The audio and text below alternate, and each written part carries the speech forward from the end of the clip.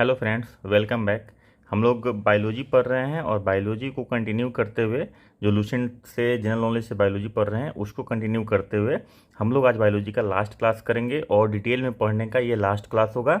इसके बाद हमारा बायोलॉजी ख़त्म हो जाएगा और उसके बाद जो भी डिफरेंट डिफरेंट एग्जाम्स में मतलब जो बीपीएससी में पार्टिकुलरली जो पूछे गए क्वेश्चन हैं उसका एनालिसिस करेंगे, उसको बाद में देखेंगे। तो उम्मीद है कि आप लोग बहुत अच्छे से पढ़ाई कर रहे होंगे, बहुत अच्छी तैयारी चल रही होगी।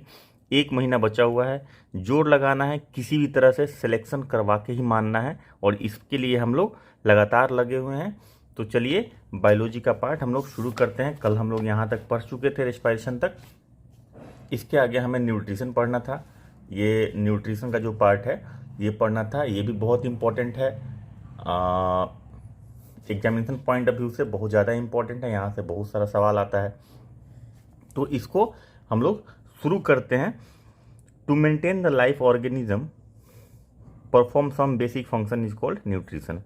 लाइफ को मेंटेन करने के लिए न्यूट्रिशन किया जाता है। Nutrition is the basic function of life in which intake of food, digestion, absorption, assimilation and egestion of undigested foods are included। मतलब न्यूट्रिशन में सारा प्रोसेस इंक्लूड हो जाता है, जिसमें फूड को इंटेक किया जाता है, उसका डाइजेशन होता है, उसका एब्जॉर्प्शन होता है, एसिमिलेशन होता है, प्रॉपर यूटिलाइजेशन और अनडाइजेस्टेड फूड मटेरियल का ईगेशन मतलब बॉडी से बाहर निकल जाता है। अब न्यूट्रिएंट्स क्या है?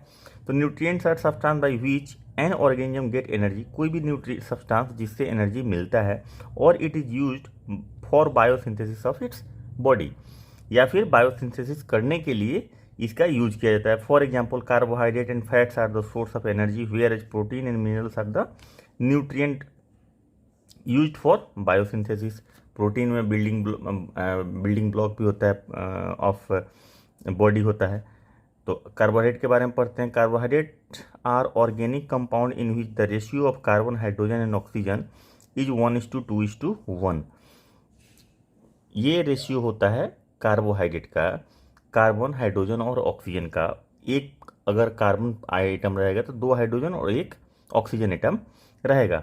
Carbohydrate the form of sugar and starch are major intake in animal and human. 50 to 75% of energy is obtain by oxidation of carbohydrate. जो भी हम एनर्जी हमारे बॉडी का रिक्वायर होता है उसका 50 से 75% तक एनर्जी कहाँ से आता है? कार्बोहाइड्रेट से आता है, वसा से।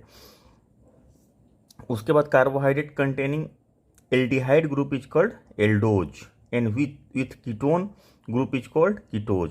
मतलब कि जो एल्डिहाइड ग्रुप जिस कार्बोहाइड्रेट में रहेगा उसको एल्डोज बोलेंगे और जिसमें कीटोन ग्रुप रहेगा उसको कीटोज बोलेंगे। Carbohydrate are derivative of polyhydroxy alcohol. याद रखिएगा कार्बोहाइड्रेट जो है वो पॉलीहाइड्रोक्सी एल्कोहल का डेरिवेटिव होता है। अब होता है क्लासिफिकेशन, कार्बोहाइड्रेट कितने तरह के होते हैं। तो 3 ग्रुप में है, मोनोसैकेराइड, डाइसैकेराइड और पॉलीसैकेराइड। तो पहले मोनोसैकेराइड देखेंगे।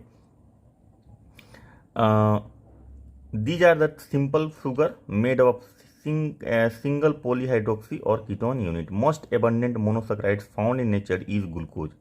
मोनोसैकेराइड्स मतलब एक ग्लूकोज मॉलिक्यूल जिसमें हो, containing 6 carbon atom, triose, tetrose, pentose, heptose are the type of monosaccharides. उसके बाद glucose is a type of hexose sugar, मतलब 6 कार्बन एटम का होता है इसलिए इसको हेक्सोज बोलते हैं। हेक्स मतलब होता है 6। Sweetest sugar is fructose. याद रखिएगा सुक्रोज कभी भी स्वीटेस्ट नहीं होता है, मैं पहले भी वीडियो में बता चुका हूँ जहाँ पे हम लोग देख रहे थे fructose, sucrose, glucose, galactose, maltose. तो इन सब में हम लोग देखे थे, उसमें भी हमने बताया था, वो वीडियो आप लोग देख लीजिएगा, बहुत इंपॉर्टेंट है। तो ये स्वीटेस्ट शुगर क्या होता है? फ्रुक्टोज होता है, हमेशा फ्रुक्टोज होता है। ऐसा नहीं समझिए कि जो फ्रुक्टोज होता है वो स्वीटेस्ट नहीं होता है, सुक्रोज स्वीटेस्ट होता है, ऐसा नहीं है। उसके बाद आता है ओलिगोसैकेराइड, इसको डाइसैकेराइड्स भी बोलते हैं, ठीक है। व्हेन 2 to 10 मोनोसैकेराइड्स, मतलब 2 रहेगा तो डाइसैकेराइड्स हो गया, और 2 से 10 तक रहेगा, 2 से ज़्यादा और 10 तक रहेगा उसको ओलिगोसैकेराइड्स बोलते हैं। मतलब फ्यू सैकेराइड्स जिसमें होते हैं। They are usually crystalline in nature and sweet in taste. Maltose, sucrose, lactose disaccharide मतलब 2 होता है। Made up of 2 monosaccharides, 2 monosaccharide से बना हुआ होता है। उसके बाद पॉलीसैकेराइड आता है। These are the compound of sugar which are form due to joining of large number of monosaccharides. Polysaccharides में लार्ज नंबर ऑफ मोनोसैकेराइड्स होते हैं उनको पॉलीसैकेराइड्स बोलते हैं। सैकेराइड्स मतलब शुगर होता है। These are insoluble and tasteless. ये जो पॉलीसैकेराइड्स होता है वो इनसोल्यूबल होता है और टेस्टलेस होता है। इनसोल्यूबल मतलब वो घुलनशील नहीं होता है और इसका कोई टेस्ट नहीं होता है। सम एग्जाम्पल पॉलीसैकेराइड्स का क्या है, ग्लाइकोजन, स्टार्च, सेलुलोज, काइटिन, ये सब जो है पॉलीसैकेराइड का बना हुआ होता है। उसके बाद फंक्शन क्या होता है कार्बोहाइड्रेट का, carbohydrate is used as fuel, fuel की तरह यूज होता है, बॉडी में एनर्जी प्रोवाइड करता है। During the process of respiration glucose breakdown होता है CO2 रेशियो में, जो हम लोग प्रीवियस क्लास में देख चुके हैं। जो लोग नहीं देखे होंगे देख लेंगे, और जो लोग नए आए होंगे वो लोग सब्सक्राइब कर लेंगे, और जो लोग सब्सक्राइब नहीं किए हैं वो लोग भी सब्सक्राइब कर लेंगे ताकि कोई वीडियो मिस नहीं हो। With the release of energy 1 gram of glucose give 4.2 kilo calorie energy, यानी एक ग्लूकोज मोलिक्यूल कितना किलो कैलोरी एनर्जी देता है, तो 4.2, और एक ग्लूकोज मोलिक्यूल के ब्रेकडाउन से, कंप्लीट ब्रेकडाउन से कितना सेलुलर रेस्पिरेशन थ्रू कितना ATP प्रोड्यूस होता है, 38 ATP प्रोड्यूस होता है, जो हम लोग प्रीवियस वीडियो में देख चुके हैं। Glucose is the source of immediate energy, तुरंत एनर्जी मिलता है। Nucleic acids are polymer of nucleosides and nucleotides containing pentose sugar. तो न्यूक्लियोटाइड जो न्यूक्लिक एसिड होता है उसमें जो कौन सा शुगर होता है, तो उसमें पेंटोज शुगर पाया जाता है। तो शुगर उसमें भी होता है, वो पेंटोज शुगर होता है। उसके बाद लैक्टोज शुगर जो होता है वो मिल्क में होता है, यानी कि दूध में जो शुगर पाया जाता है उसको नाम है लैक्टोज, और ये ग्लूकोज और गैलेक्टोज से बना हुआ होता है। तो एक लैक्टोज मोलिक्यूल में एक ग्लूकोज और दूसरा गैलेक्टोज होता है। तो ये भी हम लोग प्रीवियस वीडियोस में देख चुके हैं, उसको जरूर देख लीजिएगा। Glucose is use for the formation of fat and amino acid. Carbon skeleton of monosaccharide is use for formation of fatty acid, chitin and cellulose. ये कार्बन स्केलेटन यूज होता है फैटी एसिड, काइटिन और cellulose बनाने के लिए। Source क्या है carbohydrate का, wheat, rice, maize, sweet potato, potatoes, other plant and animal are the source of carbohydrate. अब आ जाइए प्रोटीन पे। Protein words are first used by J Berzelius, ठीक है। The complex organic compound made of 20 type of amino acid. तो protein कितने तरह के एमिनो एसिड से बना होता है, तो 20 तरह के एमिनो एसिड से बना होता है। पूछता है, याद रखेंगे, कितने तरह के एमिनो एसिड से प्रोटीन बनता है, 20 तरह के। Approximately 16% of human body is made up of protein. तो प्रोटीन से बॉडी कितना बना रहता है, 16%। और नाइट्रोजन प्रेजेंट होता है प्रोटीन में, जो एमीन ग्रुप होता है वो नाइट्रोजन का बना होता है, NH2, और उसके बाद कार्बन, हाइड्रोजन और ऑक्सीजन तो होता है। नाइट्रोजन इसेंशियल है प्रोटीन सिंथेसिस के, इसके बिना प्रोटीन का सिंथेसिस नहीं होगा।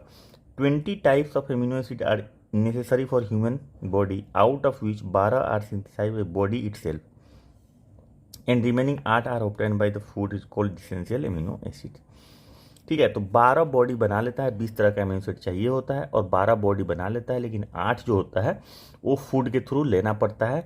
इसीलिए इस 8 को इसेंशियल एमिनो एसिड बोलते हैं। तो पूछता है कि इसेंशियल एमिनो एसिड कितने होते हैं, तो 8 होते हैं।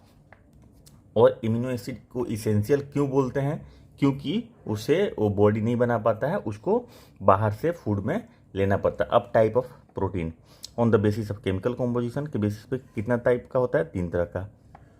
सिंपल प्रोटीन, कंजुगेटेड प्रोटीन और derived protein. Simple protein consist of only amino acid से बना होता है। Albumin, globulin, histone. Histone protein कहाँ पाया जाता है, तो DNA में पाया जाता है। हम लोग प्रीवियस क्लास में देख चुके हैं, उसको देख लीजिएगा। इसीलिए मैं बार बार बोलता हूँ कि जो लोग सब्सक्राइब नहीं किए हैं सब्सक्राइब कर लेंगे, और वो सारे वीडियो भी देख लेंगे जो वीडियो प्रीवियस क्लासेस में हुई है, ताकि कुछ भी छूटे नहीं। क्योंकि ये 10 से 12 क्वेश्चन, 15 क्वेश्चन जो भी पूछता है, इसमें से हमारा कोशिश है कि कोई भी क्वेश्चन, कोशिश क्या, अगर आप पढ़ के जाइएगा तो कोई भी क्वेश्चन नहीं छूटेगा। उसके बाद conjugated protein having some other chemical compound in addition to amino acid. Amino acid के साथ कुछ अदर केमिकल कंपाउंड भी होता है। उसके बाद इसका नाम है एग्जाम्पल क्रोम प्रोटीन, ग्लाइकोप्रोटीन, इसमें ग्लाइकोजन होता है और प्रोटीन होता है, तो ग्लाइकोप्रोटीन कहलाता है। उसके बाद derived protein, it is derived from the partial digestion of natural protein और इट्स हाइड्रोलिसिस। तो ये नेचुरल प्रोटीन से भी डिराइव होता है और इसका हाइड्रोलिसिस से। Peptone, peptide, pepto proteinase. Animal protein is called first class protein because it contains all essential amino acids. एक contain all essential amino acids. तो करके पूछता है इसमें से कौन है जो इसमें से कौन सा फूड प्रोडक्ट है जो जिसमें सारा इसेंशियल एमिनो एसिड होता है, तो एग में होता है, याद रखेंगे। ठीक है, उसके बाद फंक्शन ऑफ प्रोटीन। तो भाई फंक्शन क्या क्या है प्रोटीन का, तो it takes part in the formation of cell, protoplasm and tissue. जाहिर सी बात है, मसल बिल्डिंग जो हमारा बॉडी का होता है। These are the important for physical growth. Physical growth hampers by its deficiency. Lack of protein causes kwashiorkor and marasmus disease in children. बच्चों में होता है क्वार्सियोरकर और marasmus disease. In case of necessity protein provide energy to the body. जब body में glucose नहीं होता है, फैट का ब्रेकडाउन होने लगता है और नहीं होता है, तो फिर फाइनली बॉडी जो है प्रोटीन से एनर्जी डिराइव करता है। सबसे पहले किससे डिराइव करता है, ग्लूकोज से, यानी कार्बोहाइड्रेट के, उसके कार्बोहाइड्रेट से डिराइव करता है एनर्जी। उसके बाद किससे करता है, तो उसके बाद करता है फैट से। उसके बाद किससे करता है, तो प्रोटीन से। तो ये सीक्वेंस है, ग्लूकोज मतलब कार्बोहाइड्रेट, फैट और प्रोटीन का ब्रेकडाउन सीक्वेंस में होता है। उसके बाद आपका आ जाइए, और क्या करता है ये, control development of genetic character. Genetic character के डेवलपमेंट में भी कंट्रोल करता है। Help in conduction also, conduction में भी हेल्प करता है। क्वार्सियोरकर जो डिजीज हम लोग देखे उसमें क्या होता है, in case of in this disease hands and legs of children get slimmed and the stomach come out. पेट बाहर निकल जाता है और पैर और हाथ बहुत पतला होता है। Cause the deficiency of protein diet, protein diet की डिफिशियंसी की वजह से होता है। मरसमस में क्या होता है, muscles of childrens are loosened cause by protein deficiency. Muscles जो है वो लूजेंड होता है। ठीक है, तो ये दोनों का कैरेक्टर याद रखेंगे, मेरस्मस का और क्वाशियोरकर का। ठीक है, उसके बाद आ जाइए, नोट में कुछ पॉइंट्स लिखा हुआ है जो इंपॉर्टेंट है। Biological catalyst are protein molecule known as enzyme. Enzyme जो भी होता है सारा लगभग प्रोटीन होता है, एक दो एक्सेप्शन के साथ। Which speed of chemical reaction remain unchange and after reaction optimally function at 37 degree centigrade. 37 degree centigrade body का टेम्परेचर होता है। ये भी हम लोग दूसरे वीडियोज में डिस्कस कर चुके हैं, इसीलिए मैं बार बार बोलता हूँ कि जो लोग सब्सक्राइब नहीं किए सब्सक्राइब कर लीजिएगा और प्रीवियस वीडियोज भी देख लीजिएगा ताकि कुछ भी छूटे नहीं। Human nails are made up of protein keratin. तो ये नेल जो है हमारा नाखून जो है वो किससे बना होता है, किरेटिन प्रोटीन से बना होता है। और हेयर जो है वो भी किरेटिन प्रोटीन से बना होता है। Soybean is the richest source of protein. Soybean सबसे रिच सोर्स होता है प्रोटीन का। Creatine is the protein which protects the epithelial cell from damage. ठीक है, इपिथेलियल सेल को डैमेज होने से क्रिएटिन प्रोटीन जो है इपिथेलियल सेल को डैमेज होने से बचाता है। तो क्रिएटिन प्रोटीन नेल का भी नेल जो बना होता है क्रिएटिन प्रोटीन से बना होता है, और हेयर भी बना होता है। हेयर के बारे में यहाँ पे नहीं लिखा हुआ है। अब आ जाते हैं fat. Fat is an ester of glycerol and fatty acid. ठीक है, in fact carbon, hydrogen, oxygen are present in different quantities but proportionally less oxygen than carbohydrate. Normally fat remain as solid at 20 degree temperature, but if it is in liquid form at this temperature it is called oil. अगर fat liquid हो जाता है इस temperature पे तो उसको oil बोलते हैं। Fatty acid are of two type, saturated and unsaturated. Unsaturated fatty acids are found in fish oil and vegetable oil only. Only coconut oil and palm oil are example of saturated fatty acid. तो unsaturated fatty acid जो है वो beneficial होता है body के लिए। अच्छा, 9.3 kilo calorie energy is liberated from 1 gram of fat. और कार्बोहाइड्रेट से कितना निकलता है, 1 ग्लूकोज मोलिकुल से कितना निकलता है, 4.2 किलो कैलोरी एनर्जी। और 1 ग्राम फैट से कितना निकलता है, 9.3 kilo calorie energy. Normally an adult person should get 20 to 30% of energy from fat. Fat store maximum energy पर ग्राम। उसके बाद फंक्शन क्या होता है, फैट को तो जनरली हम लोग जानते हैं कि बैड थिंग है बॉडी में, फैट को लूज करना चाहिए, लेकिन इसका भी प्रॉपर फंक्शन है और बॉडी में इसका रिक्वायरमेंट होता है। इसके बिना बॉडी सर्वाइव करना ऑलमोस्ट मुश्किल हो जाता है। बहुत सारे एडवर्स कंडीशन में भी फैट का जरूरत होता है। इट प्रोवाइड्स एनर्जी, पहला it remains under the skin and prevent the loss of heat from the body. मतलब इंसुलेटर का काम करता है, बॉडी से हीट को लॉस करने में या फिर हीट को बढ़ने देने में रोकता है। It make the food material tasty, tasty होता है फूड मटेरियल इससे। उसके बाद it protects different part of body from injury. चूँकि क्या प्रोवाइड करता है, तो कुशन प्रोवाइड करता है, तो इंजरी से भी बचाता है। Due to lack of fat skin get dried ठीक है ना, स्किन ड्राई हो जाता है फैट की कमी से, weight of the body decreases and development of body रुक जाता है। Due to excessive of the fat body gets fatty, heart disease takes place and blood pressure increase. जाहिर सी बात है फैट का डिपोजिशन हो जाता है, तो ये सब चीज़ होता है जो हम लोग जानते हैं। Rancidity is defined as the oxidation of fat and while that changes the taste of and smell of the rancidity हो जाता है, यानी कि स्पॉइल हो जाता है फैट। ठीक है ना। अब आता है vitamins. Vitamins was invented by sir F.G. Hopkins. याद रखिएगा term was coined bye funk. Term जो विटामिन का दिया था वो उनका नाम था फंक, और जो खोजा था, इन्वेंशन किया था, डिस्कवरी होगा यहाँ पे एक्चुअली, तो हॉपकिंस ने किया था। Vitamins are organic compound required in minute quantity, बहुत कम क्वांटिटी में इसका रिक्वायरमेंट होता है। नो कैलोरी एप्टर्न, इससे कोई कैलोरी यानी कि एनर्जी नहीं मिलता है, but it is very important in regulating chemical reaction in metabolism. तो विटामिन खाने से भाई कोई एनर्जी नहीं मिलता है, लेकिन ये हमारे मेटाबॉलिक एक्टिविटीज़ को फास्टन करता है, इम्प्रूव करता है, इफ़िशियंटली मेटाबॉलिक एक्टिविटीज़ को करने में मदद करता है। इसलिए विटामिन सप्लीमेंट की तरह रिक्वायर होता है, और मिनट क्वांटिटी में, ये बहुत ही कम क्वांटिटी में इसका जरूरत होता है। On the basis of solubility vitamin are of two type, water soluble और फैट सोलुबल। ठीक है, तो आप फैट सोलुबल याद रखिए, बाकी सब वाटर सोलुबल हो जाता है। ठीक है, तो ADE जो है फैट सोलुबल है, बाकी विटामिन बी और विटामिन सी जो वाटर सोलुबल होता है। यानी कि अगर विटामिन बी का एक्सेस बॉडी में नहीं हो सकता और विटामिन सी का बॉडी में एक्सेस नहीं हो सकता है, और ड्रेन आउट हो जाता है।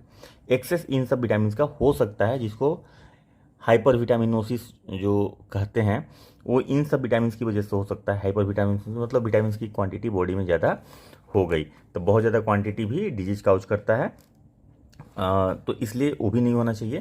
तो ये किसकी हो सकती है? जो फैट सोलुबल विटामिन है जो स्टोर हो सकता है। कौन हो सकता है? ADEK, ऐसे याद रखिए ADEK। ठीक है, vitamin A, vitamin D, vitamin E, vitamin K. उसके बाद इसका disease cause by deficiency of vitamin and their sources. ये disease cause by deficiency of vitamin and their sources.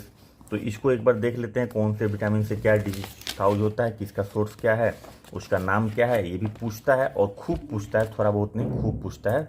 थोड़ा सा हम इसको जूम इन कर लेते हैं ताकि प्रॉपर दिखेगा आप लोगों को। ठीक है, तो ये आपका विटामिन ए का नाम है रेटिनॉल, याद रखेंगे, ये सब नाम भी पूछता है। ठीक है, और ये डिफिशियंसी से क्या होता है? कलर ब्लाइंडनेस होता है, जेरोथेल्मिया होता है। ठीक है ना, ब्लाइंडनेस भी हो सकता है, नाइट ब्लाइंडनेस जिससे होता है। ठीक है, और ये मिलता क्या क्या सोर्स है इसका? तो इसका सोर्स में याद रखेंगे, सोर्स मिल्क में, अंडे में, चीज़ में, ग्रीन वेजिटेबल्स में, कोड लिवर ऑयल में, और कैरोट में मिलता है। कैरोट में सबसे ज़्यादा मिलता है, मैंगो वगैरह में भी मिलता है, ऐसा नहीं है। जो भी जो ग्रीन जो इस कलर का होता है, जो क्या बोलते हैं उसको, ऑरेंज कलर, येलो कलर का जो फ्रूट होता है उसमें बहुत ज़्यादा मिलता है। तो मैंगो में भी, पपाया में भी बहुत मिलता है। ठीक है, लेकिन इतना नाम है, तो इतना नाम काफ़ी है, याद रखिए। उसके बाद विटामिन B1 आता है। तो विटामिन B1 का नाम है थायमीन। ठीक है, ये इससे बीमारी होता है बेरी। ये कहाँ मिलता है? तो ground nut, rapeseed, dry chilli,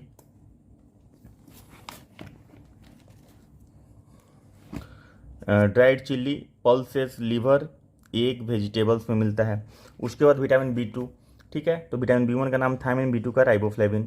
ये क्रैकिंग ऑफ स्किन होता है, रेड डिस आइज होता है, cracking at the corner of lips and mouth, ulcer होता है, जैसे मुंह में छाला पड़ जाना, या फिर क्रैकिंग हो जाना ठंडा के दिन, गर्मी के दिन में क्रैकिंग, जब ठंडा से गर्मी का मौसम आता है तो क्रैकिंग होने लगता है।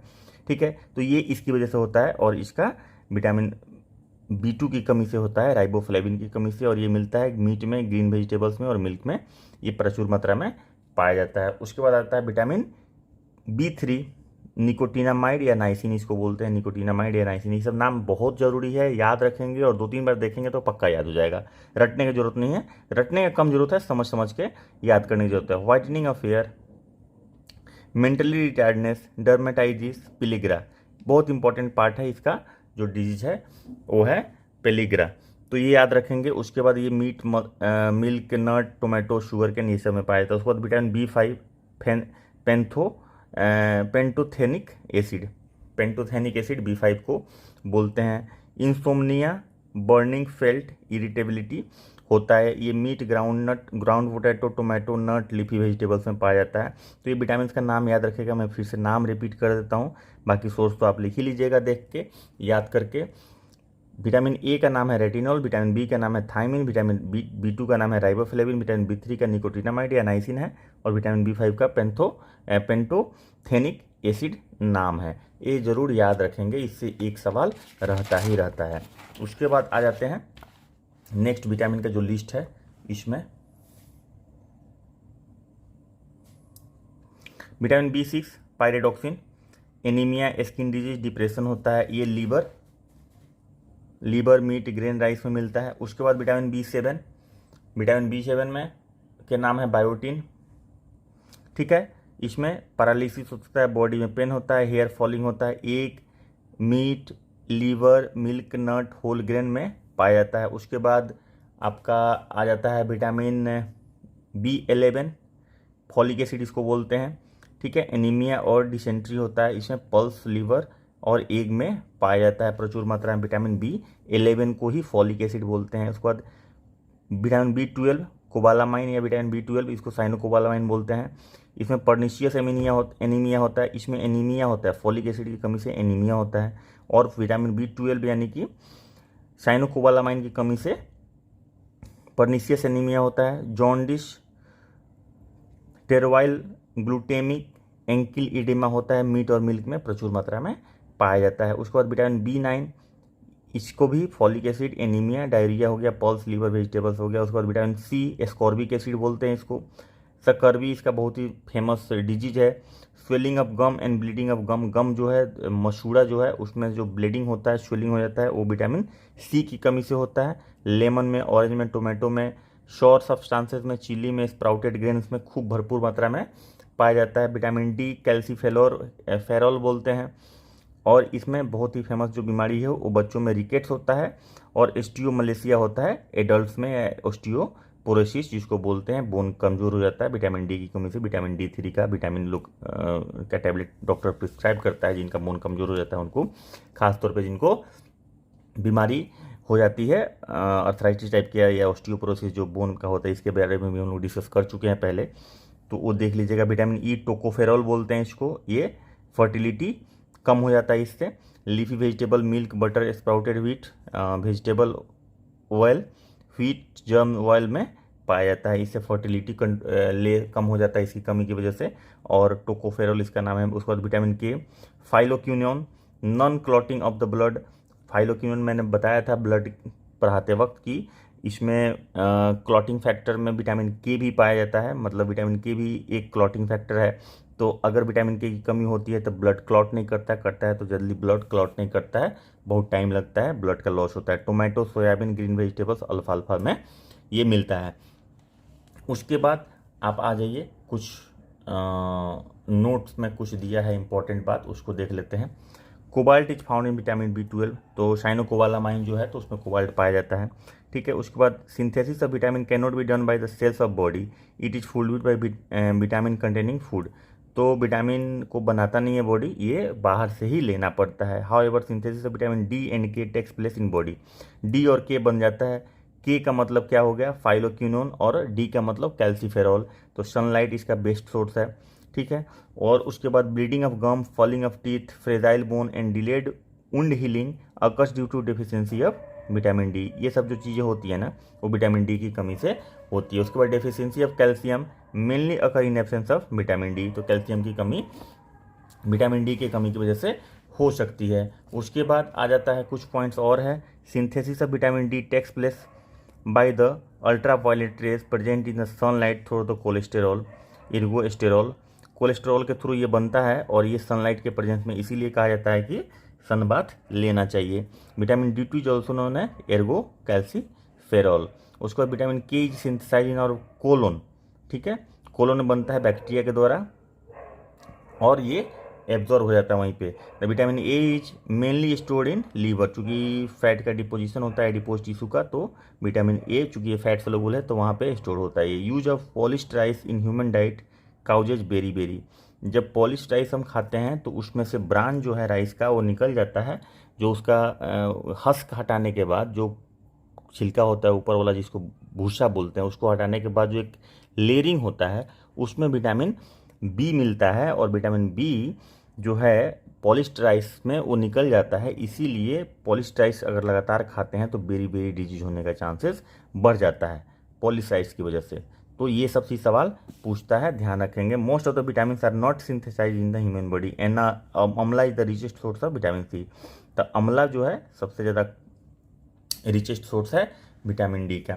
उसके बाद minerals are the homogeneous inorganic material needed for body in by which body which control the metabolism of the body. तो मिनरल्स में जनरली जो यूज होता है वो आपको ज़रूरत होता है बॉडी को, और वो मेटाबॉलिक एक्टिविटीज़ में रिक्वायर्ड होता है। उसके बाद important minerals in their functions. तो इंपॉर्टेंट मिनरल्स क्या क्या है, ये थोड़ा सा छोटा मुझे करना पड़ेगा पूरे स्क्रीन में लाने के लिए, और उसके बाद हम लोग देखेंगे कि इंपॉर्टेंट मिनरल्स क्या क्या है। थोड़ा सा आप लोग को मेहनत करना पड़ेगा देखने के लिए,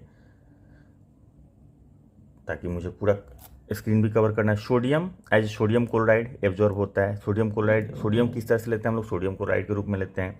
पोटेशियम, पोटेशियम के, calcium, calcium, phosphorus, phosphorus, iron, iron. चलिए, सोडियम क्लोराइड डेली क्वांटिटी जो रिक्वायर्ड होता है वो 2 से 5 ग्राम होता है। Normal salt, fish, meat, egg, ये सब में मिल जाता है। और इसका फंक्शन क्या है, मैं थोड़ा बड़ा ही कर लेता हूँ, और उसके बाद थोड़ा सा मुझे बुक को लेफ्ट राइट करना पड़ेगा। तो अभी हम सोडियम देख रहे थे, नॉर्मल साल्ट में ये मिल जाता है, और normal salt fish, meat, egg में मिल जाता है। और ये सोडियम की बात हम करें, it normally found in external fluid of the cell and related to following function. क्या करता है, कॉन्ट्रैक्शन ऑफ मसल्स का में हेल्प करता है। क्या करता है sodium, in the transmission of nerve impulse, nerve impulse के ट्रांसमिशन में भी ये हेल्प करता है। उसके बाद जो इंपॉर्टेंट फंक्शन है, उसके बाद आपका आ जाता है पोटाशियम। पोटाशियम भी बहुत ही इंपॉर्टेंट है, 1 ग्राम रिक्वायर्ड रहता है अप्रॉक्सीमेटली ऑल एडिबल, सारे चीज़ों में मिलता है जो भी हम खाते हैं। और इसका भी बहुत इंपॉर्टेंट और वाइटल फंक्शन है, इलेक्ट्रोलाइट को बैलेंस करता है बॉडी में। क्या करता है, तो पोटेशियम करता है। It is normally found in protoplasm में पाया जाता है। It is important for following different chemical reaction in the cell.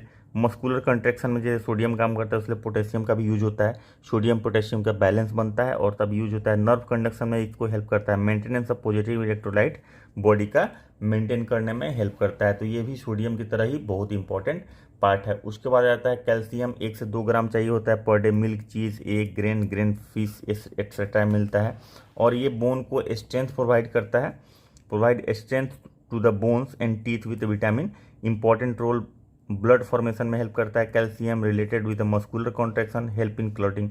ये भी ब्लड क्लॉटिंग का एक फैक्टर है। जो लोग नहीं देखे होंगे वो सारे वीडियो जाके जरूर देखेंगे, और जो लोग सब्सक्राइब नहीं किए होंगे सब्सक्राइब जरूर कर लेंगे, ताकि कुछ भी छूटे नहीं। मैं बार बार बोल रहा हूँ कुछ भी छूटना नहीं चाहिए, लेकिन क्योंकि हमारा पर्पस ये है कि आपसे सारा का सारा सवाल बनना चाहिए, और तभी बनेगा जब आप कोऑपरेट करेंगे। और कोऑपरेट सिर्फ इस सेंस में करेंगे कि सारा का सारा वीडियो प्रॉपर अच्छे से देखेंगे बिना स्किप किए हुए। मिल्क, चीज़, बाजरा, ग्रीन लीफी वेजिटेबल्स में क्या पाया जाता है, फास्फोरस 1 से 1.2 ग्राम के आसपास इसका रिक्वायरमेंट होता है। कैल्शियम का 1.2 ग्राम रिक्वायरमेंट होता है। अच्छा, फास्फोरस के लिए क्या इंपॉर्टेंट है, फास्फोरस का फंक्शन क्या है, it provides strength to bone, जैसे कि कैल्शियम करता है टीथ, और कोऑर्डिनेट करता है कैल्शियम के साथ ही।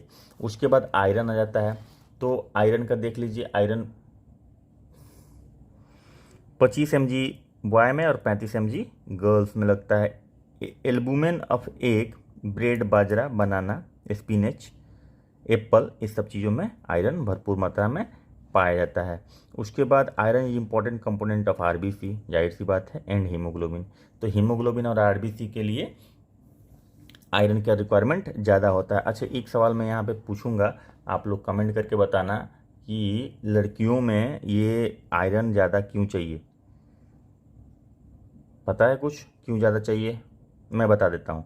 इसलिए ज़्यादा चाहिए होता है कि इनका ब्लीडिंग होता है, और ब्लीडिंग में आरबीसी बॉडी से बाहर निकलता है, मतलब खून निकलता है। तो बॉडी में हीमोग्लोबिन और आरबीसी को मेंटेन करने के लिए आयरन की ज़्यादा ज़रूरत इनको होती है। आयोडीन 20 ग्राम लगभग चाहिए, 20 मिलीग्राम चाहिए, ये सब मिलीग्राम है।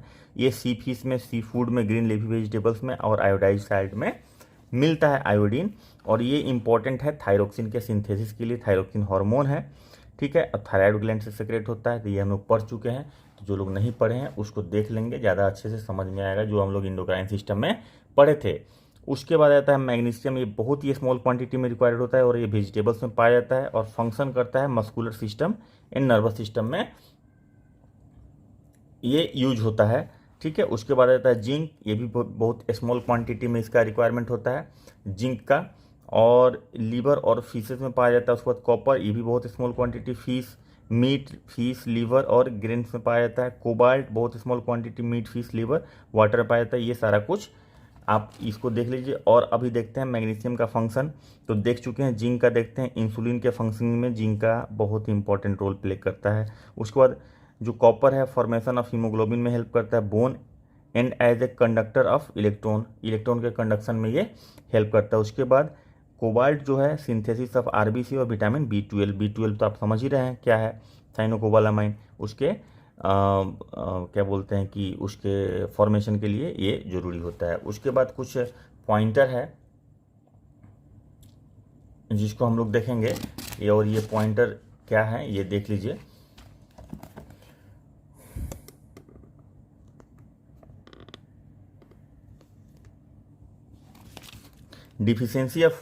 Deficiency of fluoride lead to molting of teeth. Presence of excess fluoride in water causes fluorosis, ये बीमारी होता है फ्लोरोसिस।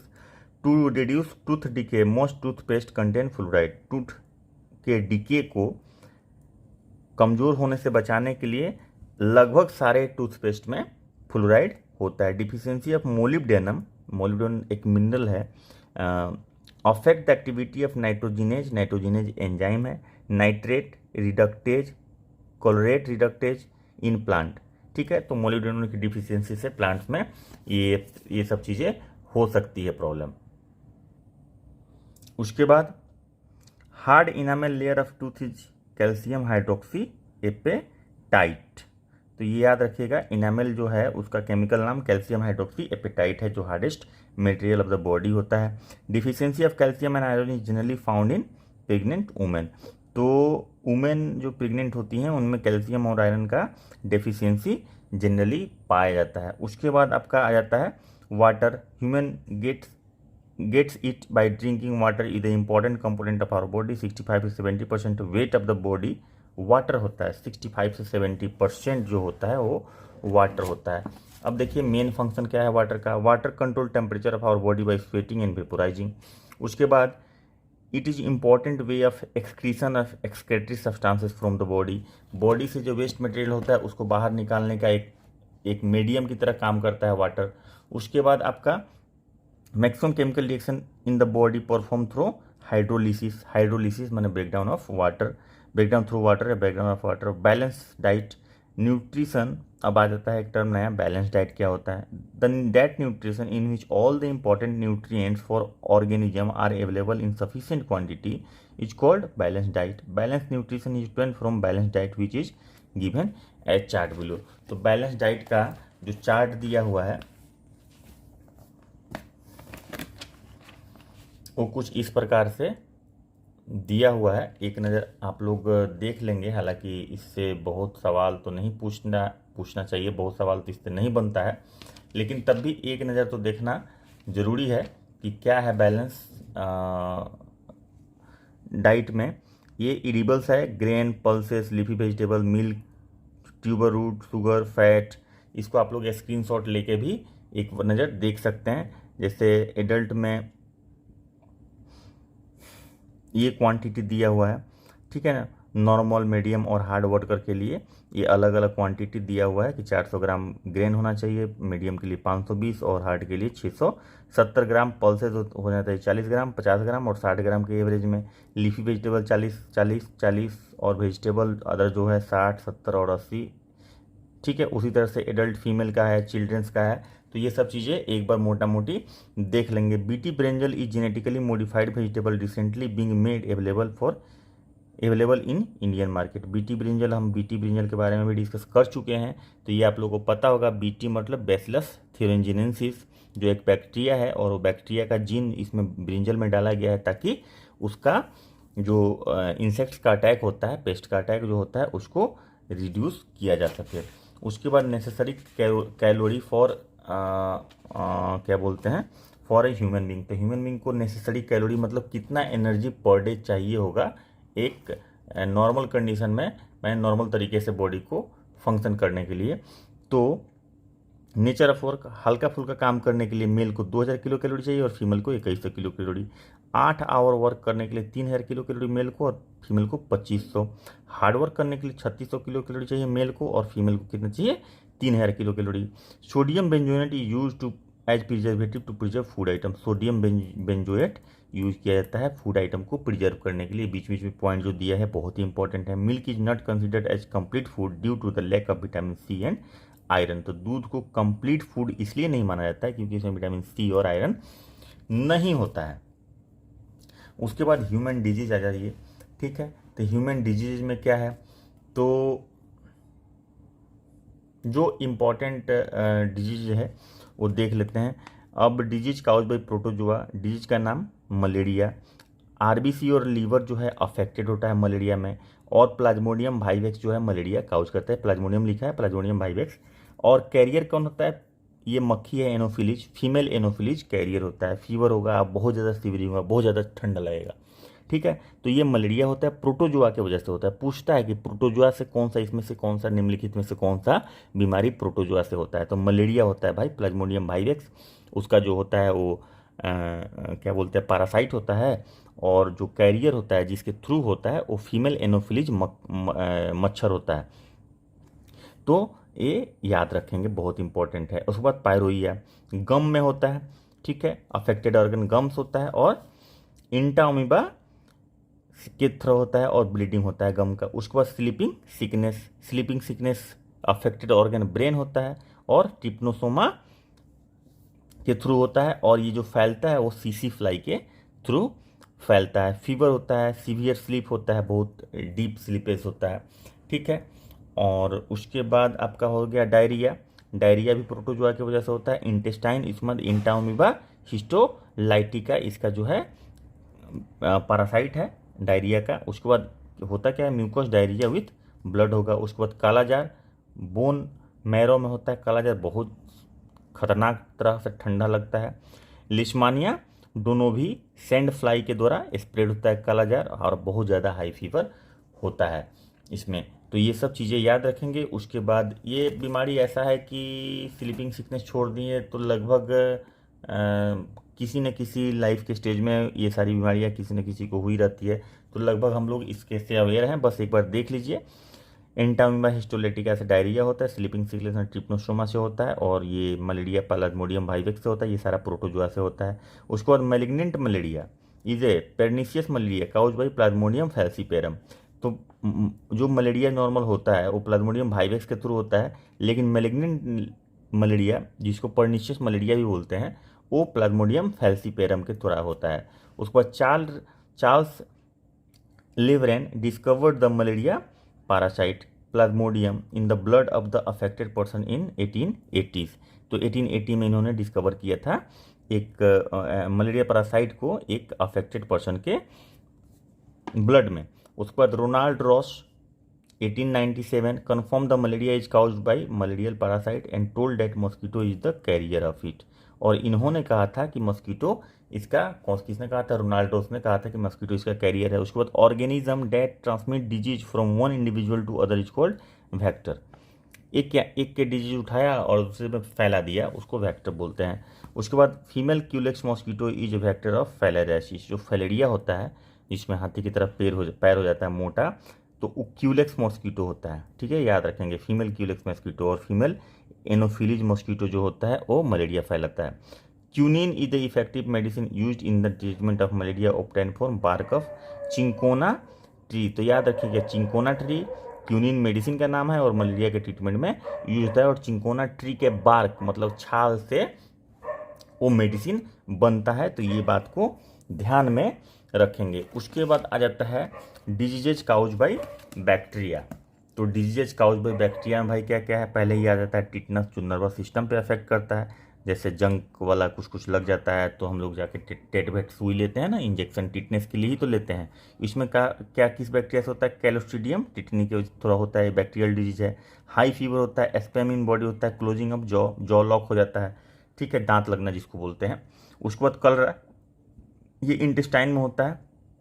वाइब्रियो कोलोडी इसके बैक्टीरिया का नाम है, और कंटिन्यूस स्टूल एंड वोमिटिंग होते रहता है कलरा में। तो ये होता है कलरा में। उसके बाद आपका आ जाता है टाइफाइड, ठीक है।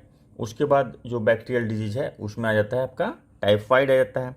टाइफाइड इंटेस्टाइन में होता है, सैल्मोनेला टिम्फी के द्वारा होता है। हाई फीवर होगा और माथा में बहुत ज़्यादा दर्द होता है टाइफाइड में। ट्यूबरक्लोसिस लंग्स में अफेक्ट होता है। माइकोबैक्टीरियम ट्यूबरक्लोसिस के बैक्टीरिया का नाम है, और कफ बहुत ज़्यादा होगा बहुत लंबे समय तक। उसके बाद डिप्थेरिया, रेस्पिरेटरी ट्यूब में होता है डिप्थेरिया। और केरिना बैक्टीरियम डिप्थेरी के थ्रू होता है। Difficulty in respiration and suffocation होता है डिप्थेरिया में। उसके बाद plague, lungs area between the two leg के बीच में प्लेग होता है। और प्लास्टियूरिया पेस्टिस इसका very high fever muscular eruption on the body होता है प्लेग में। उसके बाद वोपिंग कफ,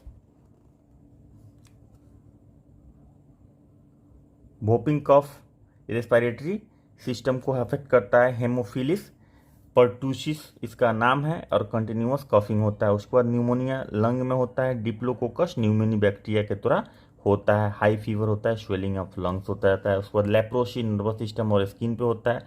माइकोबैक्टीरियम लेप्रेई इसके बैक्टीरिया का नाम है। Spots on the body and nerves affected होता है। उसके बाद गोनोरिया यूरिनरी पाथ में होता है। नाइसेरिया गोनोरेई के नाम से बैक्टीरिया है जिससे ये बीमारी होता है, और स्वेलिंग इन यूरिनरी पाथ में स्वेलिंग होता है। उसके बाद सिफिलिस यूरिनरी पाथ में होता है।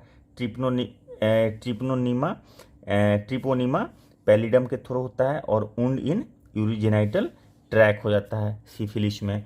उसके बाद आपका होता है ट्रेकोमा, आँख में होता है। और क्लेमाइडिया ट्रिकोमेटिस बैक्टीरिया का नाम है। रेड आई होता है, पेन होता है आँख में। तो ये सारा बीमारी बैक्टीरियल डिजीज है, याद रखेंगे। जरूरत पड़े तो स्क्रीनशॉट लेके याद रखिएगा, लेकिन जरूर याद रखिएगा, इसमें से भी एक आध सवाल रहता ही है बायोलॉजी में। उसके बाद आ जाता है in the year 1882 German scientist Robert Koch discovered the bacteria of कलरा एंड टीबी।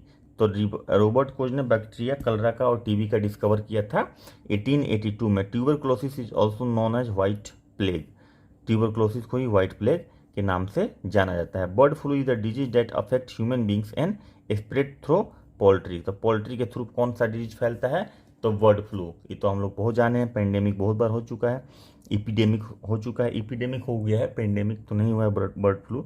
इपीडेमिक का मतलब किसी पर्टिकुलर एरिया में कोई डिजीज का स्प्रे होता है, और पेंडेमिक का मतलब पूरे वर्ल्ड में होता है, जैसे कोविड। तो ये पेंडेमिक। अच्छा, इफ़ वेस्ट मटेरियल, इसीलिए मैं बोलता हूँ कि बीच बीच में कुछ ऐसा बोलता हूँ जो मुझे खुद नहीं पता होता है, तो प्लीज़ कंटिन्यूटी मेंटेन रखिए। और अभी तक जो लोग देख रहे हैं इसका मतलब कंटिन्यूटी मेंटेन करने वाले लोग हैं, तो प्लीज़ कंटिन्यूटी मेंटेन कीजिए। जो लोग सब्सक्राइब नहीं किए सब्सक्राइब कर लीजिए, ताकि कुछ भी छूटे नहीं आप लोगों से। If waste material contaminate the source of drinking water the most probability to the spread of disease is typhoid. यानी कि पूछता है ये सवाल कि टाइफाइड जो है किस तरह से फैलता है, तो ये वाटर बोर्न डिजीज है, और ये वाटर से गंदा पानी पीने से फैलता है। Anthrax disease is caused by bacteria. Anthrax किससे होता है, बैक्टीरिया से होता है। अब आ जाइए वैक्सीन। अब वैक्सीन क्या होता है, वैक्सीन की चर्चा तो बहुत हो रहा है, ठीक है, लेकिन वैक्सीन होता क्या है यहाँ पे आप समझ लेते हैं। It is a biological preparation of weekend और किल्ड पैथोजन, ठीक है। या तो किल किया हुआ पैथोजन रहेगा जो डिजीज काउज करता है, या कमज़ोर किया हुआ रहेगा, ताकि वो बॉडी में जाके डिजीज नहीं काउज करे, लेकिन उसके रिस्पॉन्स में बॉडी एंटीबॉडी बना लेगा, ठीक है।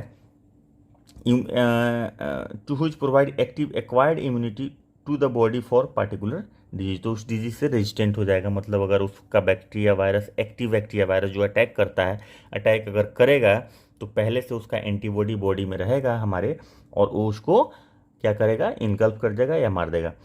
Vaccination, administration of vaccine to stimulate the individuals immunity system to develop immunity to a pathogen producing antibody, वही जो हम बोल रहे थे। उसके बाद कुछ वैक्सीन का नाम है, तो जैसे शॉर्ट फॉर्म दिया हुआ रहता है, तो उसको कहीं कहीं पूछ देता है कि इसमें कौन कौन सा वैक्सीन होता है बताइए। तो देखिए डीपीटी, डिप्थेरिया पर्ट्यूसिस टेटनस, बच्चों को दिया जाता है अप टू 1 साल तक। ठीक है। तो डीपीटी का फुल फॉर्म डिप्थीरिया, पर्टूसिस और टेटनस हो गया। BCG bacillus Calmette Guerin, it provides immunisation against tuberculosis given to the child up to the age of up to 1 to 4 months, 1 से 4 महीने तक बीसीजी का टीका पड़ता है। उसके बाद OPV oral polio vaccine child 2 महीने से 6 साल तक के बच्चों को दिया जाता है। लुइस पास्चर वैक्सीन को डिस्कवर किए थे, discover the vaccine of rabies and pasteurisation of milk. तो ये दोनों काम लुइस पास्चर ने किया था। क्या? तो डिस्कवरी वैक्सीन का किया था और रैबीज का डिस्कवरी वैक्सीन ऑफ रैबीज और किया था, और प्लस पास्चराइजेशन ऑफ मिल्क। उसके बाद rota virus vaccine use to prevent diarrhoea. तो डायरिया को कंट्रोल करने के लिए कौन सा वैक्सीन यूज करते हैं? रोटा वायरस वैक्सीन। अच्छा, अब आगे चलते हैं, आगे क्या है? तो ये कुछ डिजीज है वायरस के द्वारा काउज्ड डिजीजेज, तो इसको भी हम देख लेंगे। डिजीज से एक आध सवाल रहता ही है, बैक्टीरिया, वायरस, प्रोटोजोआ, किसी भी चीज़ से ये पूछ दे तो हमारा पर्पस ये है कि कोई भी सवाल छूटे नहीं, बेसिक कॉन्सेप्ट क्लियर रहना चाहिए ताकि कोई भी सवाल छूटे नहीं। तो आइए देखते हैं। AIDS, acquired immuno deficiency syndrome इसका फुल फॉर्म होता है। एक्वायर्ड इम्यूनो डेफिशिएंसी सिंड्रोम इसका फुल फॉर्म होता है, ठीक है। और ये करता है हमारे डिफेंस सिस्टम पे, WBC लिम्फोसाइट पे अटैक करता है। इसका नाम है HIV, human immuno deficiency virus इसका फुल फॉर्म होता है। इम्यूनिटी सिस्टम्स को कमजोर करता है बॉडी का। उसके बाद dengue fever whole body particularly head, eyes and joints पे अटैक करता है।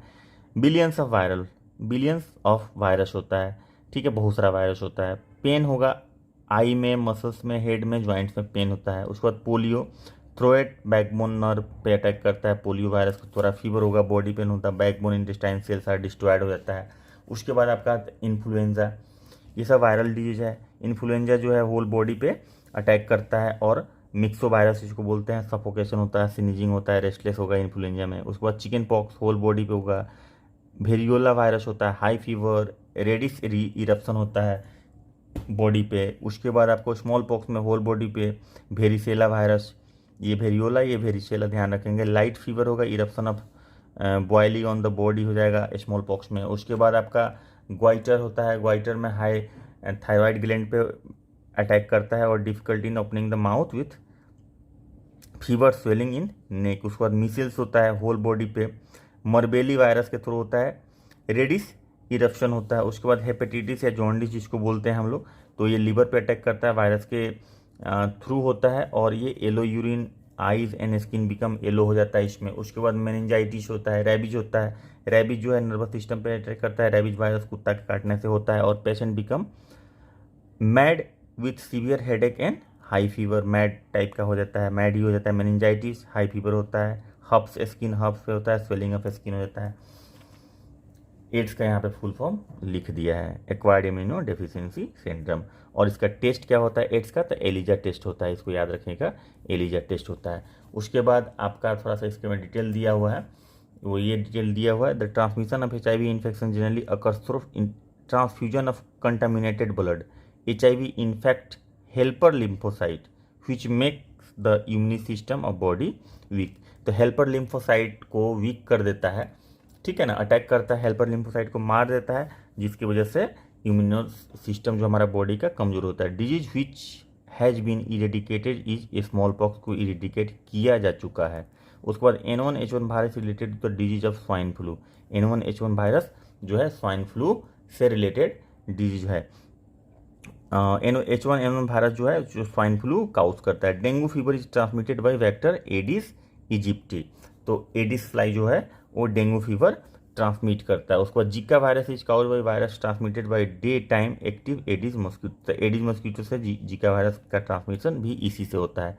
Epidemic disease are infectious disease affecting many person at the same time and spread from person to person. Cholera, corona, influenza, ये epidemic होता है, कहा जाता है, क्योंकि ये पर्टिकुलर एरिया में होता है। Disease rubella is caused by, rubella किससे होता है? वायरस से होता है। National viral hepatitis control programme जो है aim to achieve country wide elimination of hepatitis C by 2030। तो ये इसका टारगेट है 2030 तक। उसके बाद आता है मेडिकल इंस्ट्रूमेंट्स। तो मेडिकल इंस्ट्रूमेंट्स देख लेते हैं क्या है। पेस मेकर हम लोग बात कर चुके हैं इसके बारे में, ठीक है। चेस्ट में जो एबनॉर्मल हार्ट बीट को कंट्रोल करता है पेस मेकर, देख लीजिएगा, उसको समझ में आ जाएगा। Computer tomography scan, CT scan जिसको बोलते हैं, use to investigate abnormal functioning of the body. Electrocardiograph heart की एबनॉर्मलिटी को चेक करता है। इस इलेक्ट्रोइंसेफेलोग्राफ ब्रेन की एक्टिविटी को चेक करता है। उसके बाद rhinoscope of the instrument for examining the nose, तो ये नोज को, राइनो मतलब नोज होता है और स्कोप मतलब एग्जामिन होता है, तो याद रखेंगे, बाकी तो याद ही रहेगा। उसके आगे क्या है, इंस्ट्रूमेंट से भी सवाल कभी कभी पूछता है भाई, इसलिए देखना ज़रूरी है। आप फॉर ग्रांटेड नहीं ले सकते हैं चीज़ों को। अगर आप सीरियस तैयारी कर रहे हैं तो प्लीज़ थोड़ा सीरियस होकर थोड़ा टाइम देके पढ़ लीजिए, क्योंकि अगर आप पूरा नहीं पढ़ के जाएंगे, कोई क्वेश्चन में फंस जाएंगे और बोलेंगे कि हमें बताया नहीं गया था। आपको बताया गया था, आपने ध्यान नहीं दिया, आपने वीडियो स्किप कर दिया, आपने वीडियो छोड़ दिया, अरे क्या पढ़ रहे हैं, इतना डिटेल पढ़ने की जरूरत है। आप पढ़ के जाएंगे डिटेल थोड़ा सा, उसके अंदर से ही सवाल आएगा। Concave mirror is use by dentist to see the image of teeth of the patient, कौन सा मिरर यूज करता है, कॉनकेव मिरर यूज करता है। मैग्नेटिक रेजोनेंस इमेजिंग, एमआरआई, इसको एनएमआर भी बोलते हैं, न्यूक्लियर मैग्नेटिक रेजोनेंस भी बोलते हैं, एनएमआर ये भी बोलते हैं इसको, nuclear magnetic resonance, use to find out the abnormality in the whole body. Auto analyser use to examine glucose, urea और कोलेस्टेरॉल, ठीक है। उसके बाद डिजीज काउज बाई प्रोटोजोआ, ठीक है। तो ये हम लोग ऑलरेडी देख चुके हैं। डायरिया यहाँ पे है, काउज बाई हेलमिन्स फाइलेरिया, ये देख लीजिए। फाइलेरिया जो होता है, this disease cause by Wuchereria vermi crofti, this worm is transmitted by sting of Culex mosquito, ये क्यूलेक्स मॉस्किटो है, ब्यूचेरिया वर्मी क्रॉफ्टी को कैरी करता है। This disease causing swelling of leg, testis and other part of the body, इसको elephantiasis भी बोलते हैं, क्योंकि पैर जो होता है हाथी के पैर की तरह हो जाता है। डिजीज काउज बाई फंगस, अब फंगस से क्या होता है, asthma. Spores of fungus namely Aspergillus जो है fumigatus reaches the lungs of human and constitute a net like formation, thus obstruct the function of lung, ठीक है, ये अस्थमा होता है। उसके बाद athlete's foot, the disease cause by fungi name Tinea pedis, Tinea pedis से होता है एथलीट फुट, ये फंगस है, याद रखेंगे। This is the infection disease, infectious disease, infectious disease मतलब कि एक से दूसरे में हो सकता है। Skin which spread mainly due to the cracking of feet, cracking of feet की वजह से एथलीट्स फूड इसलिए इसका नाम है। उसके बाद scabies, this disease cause fungi से होता है, namely Acarus scabies. In this disease the skin itches and white spots found on the skin. उसके बाद बाल्डनेस जो है cause by fungi namely Tinea capitis, due to this hair of the head falls, तो बाल झड़ने लगता है इससे। उसके बाद ringworm, disease spread through the fungus, ये भी फंगस से होता है। Trichophyton ल्यूरोकोशम, this is the infectious disease, round worm spot found on the skin हो जाता है। उसके बाद कुछ इंपॉर्टेंट और भी डिजीज है जो देख लेते हैं एक नज़र में। पैरालिसिस और hemiplegia, in this disease within a few minutes half of the body paralyse हो जाता है, nerves of the paralysed part become inactive हो जाता है। The reason of this disease is due to high blood pressure, bursting of any blood vessels of brain और insufficient supply of brain. तो blood का supply अगर brain में कम हो जाए या ब्रस्ट कर जाए कोई ब्लड का वेसल्स दिमाग में, तो पैरालिसिस होता है। उसके बाद एलर्जी, एलर्जी भाई क्यों होता है, कुछ substance like dust, smoke, chemical, clothes, colds are dangerous to some person, ठीक है, सब में नहीं। There are reactions in their body which causes various problem, itching, pimples, swelling etc. उसके बाद साइजोफ्रेनिया मेंटल डिजीज है which usually found in youth. Patient considered the imagination as a truth not to the fact, मतलब जो imagine करता है वो आदमी समझता है कि यही सही है और सच्चाई को एक्सेप्ट नहीं करता है। These patients are lazy, emotionless etc. Electropathy is helpful in this disease, तो इलेक्ट्रोपैथी से इस डिजीज को कंट्रोल किया जा सकता है। उसके बाद epilepsy, disease cause by the internal disturbance of brain, epilepsy होता है, मिर्गी जिसको बोलते हैं। In this disease foam coming out of the mouth and the patient fell down unconsciously, ठीक है, इपिलेप्सी मतलब मिर्गी हो गया।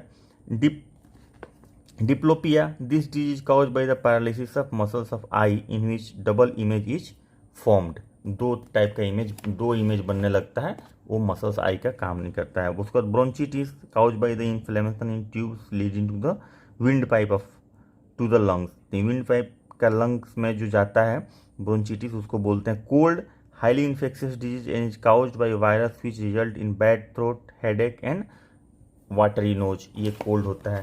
उसके बाद डिजीज का सब तो हम लोग डिस्कस कर ही लेंगे एक एक करके, ज़्यादा नहीं बचा हुआ है, बस थोड़ा सा है, थोड़ा सा पेशेंस रखिए, हम लोग बायोलॉजी आज एंड कर लेंगे। उसके बाद colic severe pain in abdomen cause the spasm of internal organ usually in intestines. उसके बाद delirium, the serious mental disturbance occurring under the influence of poisonous drugs लेने पे डेलाइरियम नाम का बीमारी हो सकता है। हाइड्रोफोबिया, इसमें पागल कुत्ते को काटने से होता है, पानी से डर लगता है। हाइपरमेट्रोपिया, लॉन्ग साइटनेस, मतलब one can see the object of longer distance but not the object of near distance. तो इसको ठीक कहता है कॉन्वेक्स लेंस से। ये पूछता है कि हाइपरमेट्रोपिया, लॉन्ग साइटनेस मतलब दूर का दिखेगा और नज़दीक का नहीं दिखेगा, तो नज़दीक का ठीक करने के लिए कौन सा यूज करता है, convex lens. Myopia, short sightedness, नज़दीक का दिखेगा दूर का नहीं दिखेगा, इसके लिए कौन सा यूज करते हैं, कॉनकेव लेंस, ठीक है, मायोपिया। उसके बाद hypokalemia, it is a deficiency disease caused bye severe deficiency of mineral potassium, potassium की कमी की वजह से हाइपोकैलेमिया होता है। माइग्रेन, एलर्जिक डिजीज है in which there is a periodic attack of headache takes place, it is incurable disease, ये इसका इलाज नहीं है। उसके बाद ओबेसिटी, माइग्रेन का इलाज नहीं। ओबेसिटी भाई क्या है, मोटा हो जाना, बेसल मेटाबॉलिक रेट के द्वारा मापा जाता है, मोटा हो गया। उसके बाद piles, various vein in the rectum due to extra pressure on the vein, it prevent the free flow of blood creating problem due to constipation की वजह से ये होता है। उसके बाद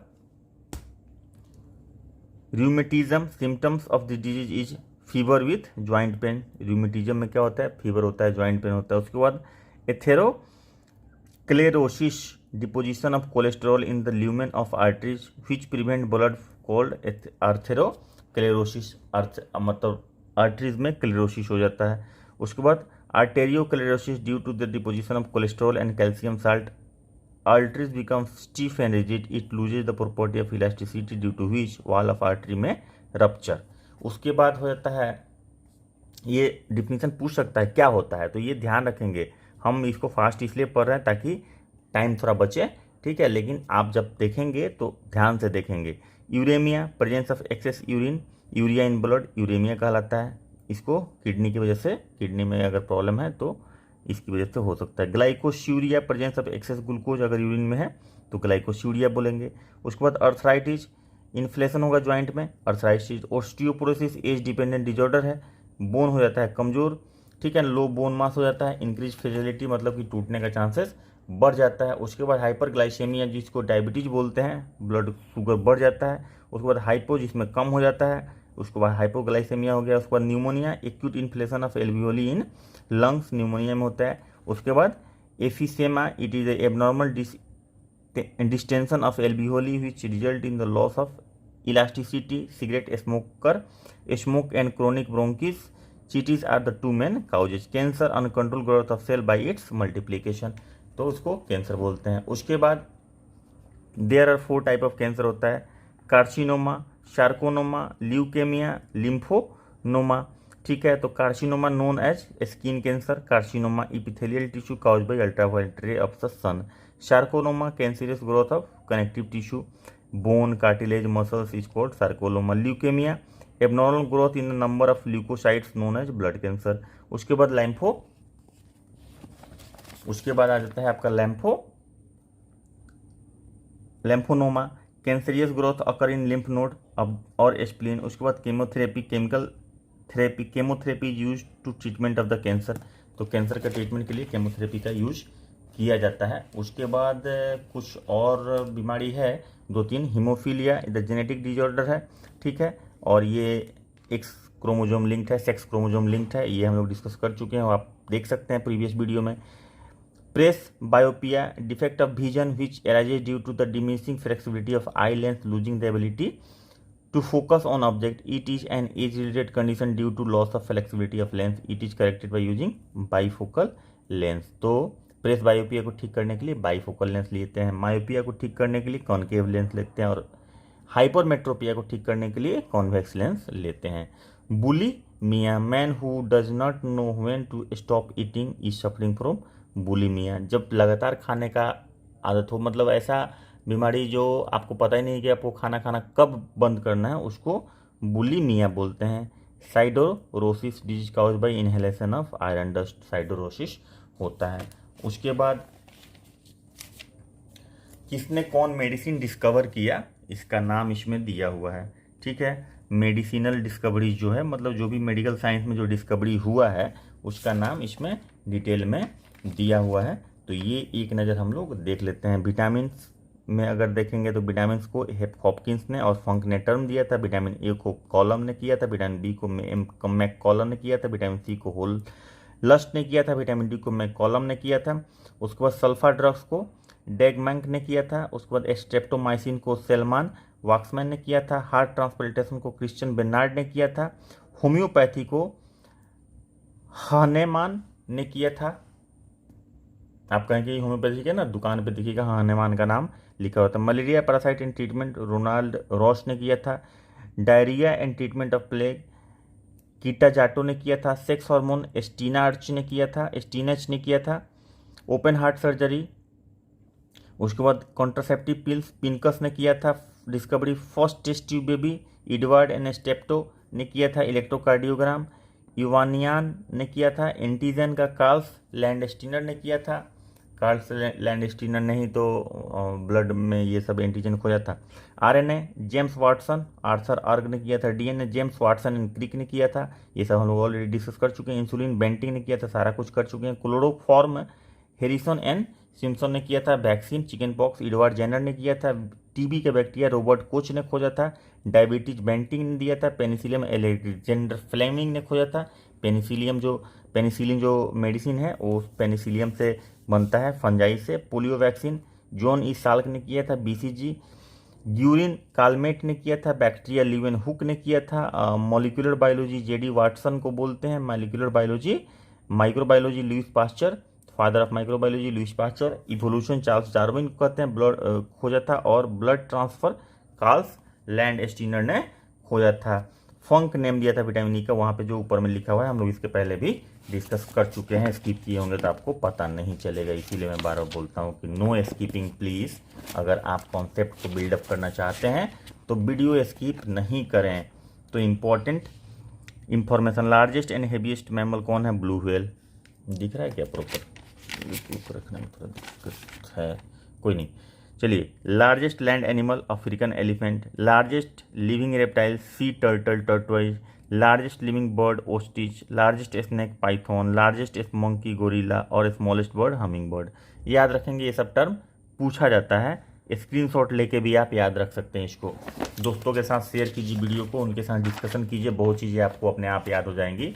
ठीक है, ये नहीं सोचना है कि वो कंप्यूटर है तो हमसे ज़्यादा जान जाएगा, ऐसा बिल्कुल नहीं होता है। आप अगर 10 क्वेश्चन खुद से याद करेंगे और दोस्तों के साथ डिस्कशन करके करेंगे तो 100 क्वेश्चन में कन्वर्ट हो जाएगा। Invention and discovery, smallest mammal shrew ने डिस्कवर किया था। लार्जेस्ट एक ऑस्ट्रिच का। फास्टेस्ट रनिंग एनिमल चीता होता है। उसके बाद fastest flying bird spine tailed Swift होता है। स्विफ्ट बर्ड का नाम है, ठीक है, बर्ड का नाम है जो सब फास्टेस्ट बर्ड होता है। उसके बाद एग लाइंग मैमल कौन होता है? एकिना एंड डक बाइल्ड प्लेटिपस। उसके बाद टॉलेस्ट मैमल कौन होता है? जिराफ होता है। उसके बाद बिजिएस्ट ह्यूमन ऑर्गन क्या है? हार्ट है। भाई ये कभी नहीं रुकता है, ये रुका तो मतलब गया, ठीक है। उसके बाद इम्यूनाइजेशन एडवर्ड जेनर ने खोजा था। और फादर ऑफ सर्जरी किसको बोलते हैं? सुश्रुत को फादर ऑफ सर्जरी बोलते हैं। अब सम इम्पॉर्टेंट फैक्ट्स है and this is last one. So be patient, मतलब धैर्य बनाए रखें और पढ़ाई कंप्लीट करें बायोलॉजी का आज हम लोग। और उसके बाद फिर हम लोग शुरू करेंगे बिहार स्पेशल में कुछ क्वेश्चंस वाला पार्ट जो है वो हम लोग शुरू करेंगे नए बुक से। तो चलिए, some important, study of dream is called oneirology. Study of beauty of human is called kalology. याद रखिएगा, सब पूछता है। The time of creation of life there was oxygen नहीं था। Strongest part of the body enamel teeth होता है। Sex determination of human depends on male sex chromosome. इसका डिस्कशन हम लोग कर चुके हैं कि मेल सेक्स क्रोमोजोम पे क्यों डिपेंड करता है, सारा वीडियो देखेंगे आपको पता चलेगा। फास्टेस्ट नर्वस सिस्टम का स्पीड जो होता है 532 किलोमीटर पर आवर होता है। Internal area of the lung of human is 93 square metre होता है, which is the 40 times of the external area of the body, 40 गुना साइज में बड़ा होता है। उसके बाद bones are strong as concrete and as hard as granite. Bones जो होते हैं कंक्रीट से ज़्यादा स्ट्रॉन्ग और ग्रेनाइट से के बराबर हार्ड होते हैं। उसके बाद inside the body approximately 150 lakh cells are destroyed every second the weight of uterus of women which has not given birth to a child is 50 gram and after giving the birth to a child weight become 100 gram. ठीक है। उसके बाद weight of a kidney is approximately 150 gram.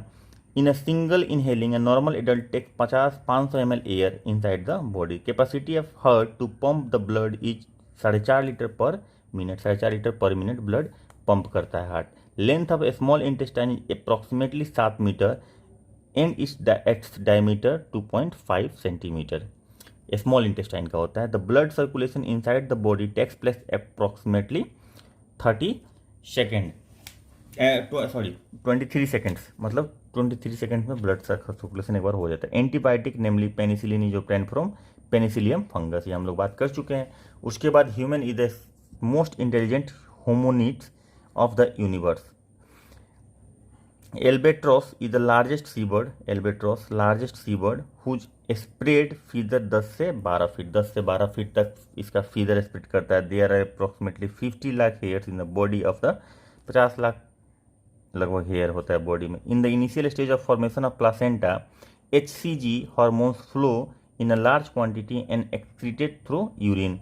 At this time, the testing of urine due to presence of this hormone pregnancy test is carried out. तो यही ECG hormone जो है, urine test जो होता है जिसमें ECG हार्मोन का production बहुत ज़्यादा बढ़ जाता है, तो यही एस्टेब्लिश करता है कि प्रेगनेंसी एस्टेब्लिश हो गया है, क्योंकि प्लासेंटा का फॉर्मेशन प्रेगनेंसी में ही होता है। Heart beat of child is more than that of adult. तो आपसे पूछा जाए कि चूहा, हाथी, घोड़ा, बैल, गाय में सबसे ज़्यादा हार्ट बीट किसका होता है, तो चूहा का होता है। हाथी मत मार के आइएगा, क्योंकि जितना बड़ा एनिमल उतना heart beat slow. A single respiration complete 5 second, that is 2 second inspiration और 3 second expiration. Every day blood in the body of the human carry approximately 350 litre of oxygen to the cells of body. Out of this 97% oxygen is carried by haemoglobin and remaining 3% circulated by blood plasma. तो 350 litre जो oxygen carry करता है every day blood, उसमें 97% इसका haemoglobin के through होता है और 3% ब्लड प्लाज्मा के through. Zinc sulphide is use as rodenticide, चूहा को मारने के लिए जिंक सल्फाइड का यूज करता है। First child born after operative procedure was Caesar. ठीक है। उसके बाद और भी कुछ पॉइंट बच गए हैं जो हम लोग कंप्लीट करने वाले हैं। The largest living ape gorilla होता है। उसके बाद आपका fish is the first class protein as it contain essential amino acid. First class protein क्यों बोलते हैं, क्योंकि इसेंशियल एमिनो एसिड्स होता है। Soil which are rich in calcium is known as pedocal. ठीक है। Contour farming is a biological method of soil conservation. Vermicompost is done by worm, किससे भाई, चेरा से। आशा accredit social health activist, full form करके पूछता है, याद रखिएगा। It is a national rural health mission which provide community health care by trained female in every village. Lacrimal gland are situated in the eye orbit of situated in the eye orbit में lacrimal gland पाया जाता है, याद रखेंगे। उसके बाद gustation refers to the sense of taste. Gustation, GUSTATION, gustation taste के sense को रेफर करता है। N2 is used as anaesthetics. ठीक है, वो बेहोशी का दवा की तरह N2O को यूज करते हैं। Ozone hole is clearly visible in Antarctica during winter season. Dolphin of Ganga is known as national aquatic animal of India, dolphin को। उसके बाद central food technology research institute कहाँ पे है, मैसूर में, central food technology research institute. उसके बाद altitude sickness, height की वजह से जो सिकनेस होता है, it is caused by high altitude due to low partial pressure, oxygen का कमी हो जाता है, इसीलिए सिकनेस होता है। Mission Indradhanush launched by the government of India pertains to immunisation of children and pregnant women. तो चिल्ड्रेन को और प्रेग्नेंट वुमेन को मिशन इंद्रधनुष लॉन्च करके इम्यूनाइज किया गया था। उसके बाद Sarpagandha is a plant that is use to treat blood pressure only found in India. Sarpagandha जो है ब्लड प्रेशर के ट्रीटमेंट के लिए यूज किया जाता है और ये सिर्फ इंडिया में पाया जाता है। The process of using microbes to treat area of land or sea that have been contaminated by pesticides, oil or solvent is known as bioremediation। मतलब अगर माइक्रोब्स यानी माने बैक्टीरिया वगैरह को अगर यूज करके, ठीक है, अगर कंटामिनेशन जो कि गंदगी फैला हुआ है पेस्टिसाइड की वजह से, वायल स्पिल की वजह से, ठीक है, तो उसको बायो रिमेडिएशन बोलते हैं। उसके बाद magnetic field inside the body form the basis of obtaining the image of different body parts and this technique is called MRI. ठीक है, मैग्नेटिक रिजोनेंस इमेजिंग, इसका दूसरा नाम भी हमने बताया था एनएमआर, न्यूक्लियर मैग्नेटिक रिजोनेंस। ठीक है, तो ये हो गया। उसके आगे क्या है, Indian veterinary institute is located in Bareilly. उसके बाद web portal DACNET is related to e agriculture. DACNET किससे रिलेटेड है, ई एग्रीकल्चर से। उसके बाद minimum distance of clear vision from a normal healthy eye is suppose to be 25 centimetre focal length. Isotopes of carbon is used in calculation of age of earth. Isotope C14 use करते हैं ना as निकालने के लिए। ठीक है, तो ये हो गया। Capsule of medicine is usually made up of gelatin. जो कैप्सूल होता है मेडिसिन, कैप्सूल जो उसके अंदर मेडिसिन होता है, लेकिन जो कैप्सूल होता है वो जिलेटिन का बना होता है। Melanin pigment is for colour of the human skin, जैसे सांवला हो जाना, थोड़ा रेडिश हो जाना, ये सारा का सारा कमाल है मेलानिन पिगमेंट का। इसके बारे में भी हमने 2-4 लाइन डिस्कस करी थी जब इसका चर्चा हुआ था। The word Denisovan refers to an early human species sometimes mentioned in media. ठीक है, तो ये ध्यान रखेंगे। The April 19 the world first 3D printed heart was produced using human tissue produced by scientist of Israel. तो Israel के scientist ने इसको पहली बार खोजा था कि 3 डायमेंशन हार्ट का जो प्रिंटिंग किया था टिश्यू प्रोड्यूस बाय साइंटिस्ट ये था। Botanical survey of India headquarter located in Kolkata. Botanical survey का first time entire genome of Asiatic lion was sequenced in May 2019 by the scientists from Council of Scientific and Industrial Research CSIR Center for Cellular and Molecular Biology Hyderabad. तो lion का जो Asiatic lion का entire genome का sequencing जो हुआ था मई 2021 में, वो CSIR के द्वारा हुआ था। ठीक है, discoverer of anti malaria drug was extracted from artemisinin ajwain being conferred Nobel prize for medicine. 2015 में इनको नोबेल प्राइज मिला था। उसके बाद important elements use in the treatment of disease. Isotopes of uranium use for as nuclear fuel. Isotopes of cobalt is used as a treatment of cancer. Isotope of iodine is used for treatment of goiter. Isotope of radium is used for secondary treatment of cancer. तो ये सारा कुछ हो गया। अब यहाँ पे आपका बायोलॉजी यहाँ से मिसलनी शुरू होता है जो हम लोग करेंगे नहीं। ठीक है, इसको हम लोग लास्ट में रखेंगे। इनफैक्ट आप लोग इसको देख लीजिएगा क्योंकि इससे भी ज़्यादा इम्पॉर्टेंट है। इकोनॉमिक्स हम लोग को पढ़ना है। इकोनॉमिक्स के बाद हिस्ट्री पढ़ना है, जो मैडम पढ़ाएंगे हिस्ट्री, और लूसेंट का हिस्ट्री। बाकी हम लोग तो विवास परम्परा से बिहार का हिस्ट्री पढ़ ही चुके हैं, जो बहुत ही इम्पोर्टेंट था। तो ये आपका बायोलॉजी का क्लास कंप्लीट होता है। कंप्लीट 8 वीडियो में, लगभग 8 घंटा या 10 घंटा का वीडियो होगा। अगर आप इसको अच्छे से देख लेते हैं तो आपको 1 दिन लगेगा और आपका पूरा बायोलॉजी तैयार हो जाएगा। उसके बाद आप क्वेश्चन बनाइए। आप अगर 0 से भी शुरू करेंगे तो मेरा ये पूरा विश्वास है कि अगर आपने अच्छे से पूरा वीडियो देख लिया तो उसके बाद आप पिछले 10 साल, 12 साल, 15 साल का क्वेश्चन उठाएंगे जिसमें बायोलॉजी का क्वेश्चन पूछा गया है। आप सवाल बनाइए और मेरा विश्वास है कि एक भी सवाल नहीं छूटेगा आपसे। तब आपको कॉन्फिडेंस फील होगा कि हाँ, एग्जाम में जाऊंगा और मैं लिख दूंगा या मैं लिख दूंगी जो सही आंसर होगा। ठीक है, तो अब MCQ बनाने का टाइम आता है। अब आप इसको पूरा पढ़ लिए तब MCQ बनाइए, और जो लोग नहीं पढ़े हैं वो लोग पूरा पढ़िए, उसके बाद MCQ बनाइए। जो लोग सब्सक्राइब नहीं किए सब्सक्राइब कीजिए ताकि सारे वीडियोस का नोटिफिकेशन आपको आता रहे। अपने दोस्तों के साथ शेयर कीजिए और उनसे भी बोलिए कि ये पढ़ो, इतना टॉपिक ये पढ़ो, ये वीडियो देखो पूरा, और उसके बाद हम लोग डिस्कस करेंगे 10 मिनट, 15 मिनट, आधा घंटा। कुछ तुम सवाल पूछना, कुछ मैं पूछूंगा या पूछूंगी, और उसके बाद जो कॉन्सेप्ट, जो क्लियरिटी आता है ना, उसके बाद जो चीज़ें आप भूल रहे होते हैं और जब डिस्कशन में सामने वाला बताता है वो आप पूरी ज़िंदगी नहीं भूल पाते। एग्जाम तक का तो बात छोड़ दीजिए। और ये हम लोग का एक्सपीरियंस है, इसलिए हम लोग शेयर कर रहे हैं। ठीक है, तो इसलिए आप लोगों से एक्सपेक्टेशन है कि ऐसा काम जरूर कीजिए ठीक है। और वीडियो अच्छी लग रही हो, कन्विंसिंग हो, अगर आपको फ़ायदा मिल रहा हो कि हाँ एग्ज़ाम में थोड़ा बेनिफिट होगा, तो लाइक ज़रूर कर दीजिएगा। और कनेक्शन बनाने के लिए, कनेक्टिविटी बनाने के लिए, एक लाइव क्लास बनाने के लिए कमेंट में ज़रूर लिखिए कि और आपको किस तरह का चाहिए। कुछ लोग बोल रहे थे कुछ वीडियोस का मास्टर वीडियो बनाने के लिए, कुछ चीज़ों का पीडीएफ बनाने के लिए मैं कर नहीं पा रहा हूँ, लेकिन इस वीक में मैं वो चीज़ें कर दूंगा, डेफिनेटली मैं कर दूंगा। तो आप लोग उसके लिए निश्चिंत रहें। आप लोग वो चीज़ें जो भी आप पीडीएफ मांग रहे हैं वो एक एक करके मैं टेलीग्राम का चैनल भी बना दिया हूँ गोपा कंपटीशन सक्सेस के नाम से, तो उसका मैं लिंक डाल दूंगा, आप लोग वहाँ से ले सकते हैं। 2-4 दिन उसके लिए टाइम दीजिए, मैं सारा कुछ करके वो दे दूंगा, लेकिन वीडियो को कंप्लीट जरूर देखिएगा। अगर प्रॉपर नहीं देखेंगे ना तो कॉन्सेप्ट क्लियर नहीं होगा, इसीलिए मैं बार बार बोलता हूँ। तो चलिए नेक्स्ट क्लास देखते हैं, तब तक पढ़िए, मन लगा के जम के एग्जाम में पास करना है, इसलिए छोड़ना कुछ भी नहीं है, अच्छे से पढ़ के जाना है। पीटी कोई भी हो, यूपीएससी हो, बीपीएससी हो, जेपीएससी हो, यूपीपीसीएस हो, कोई भी पीटी हो, देखिए जहाँ पे ऑब्जेक्टिव क्वेश्चन होता है एग्ज़ाम में ना, वहाँ पे एक्सटेंसिव स्टडी मांगता है, तो आपको हर सोर्स को तैयार करना होगा जहाँ से एक्सपेक्टेड सवाल है, ठीक है। तो पढ़िए मन लगा के, मिलते हैं अगले क्लास में, तब तक के लिए बाय बाय, टेक केयर, जय हिंद।